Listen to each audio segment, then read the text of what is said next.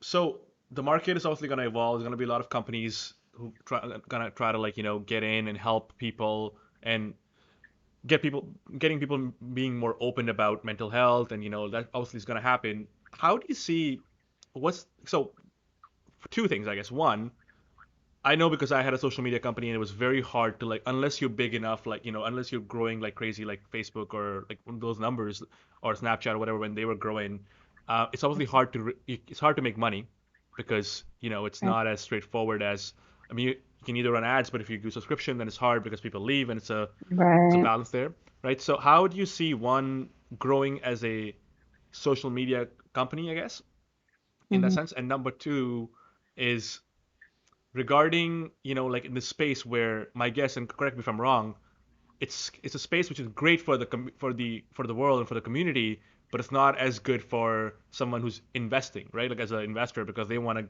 10x their return, right? So how do you Yeah. see that kind of impacting the growth in this space? Yeah, so I think it's two things.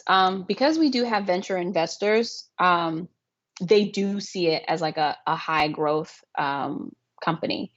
Okay. And one of the reasons why is because one thing, our unique insight is that across all medical disciplines, social support is one of the number one things that most of those disciplines, whether it's like neuroscience, general practitioner, psychologist, psychiatrists, agree is a key, is a critical component of either being cured of something, healing from something, and in some instances maybe even living and dying, right? Like, do you have someone to live for? Do you have people who love you that you want to be around for, right?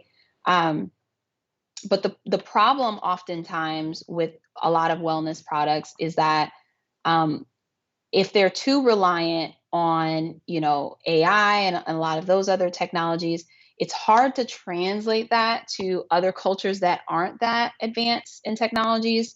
And if they're too reliant on a licensed professional, like how we have it structurally in the United States, that's also very difficult to translate to other countries and other places, right? Because some cultures are spirituality based, some cultures, maybe psychology isn't as prevalent at all, right? So how do you take that product into another country, into another language? One thing that we find is consistent with the people who are on the platform is that social support is universal amongst human beings. Very interesting. Okay.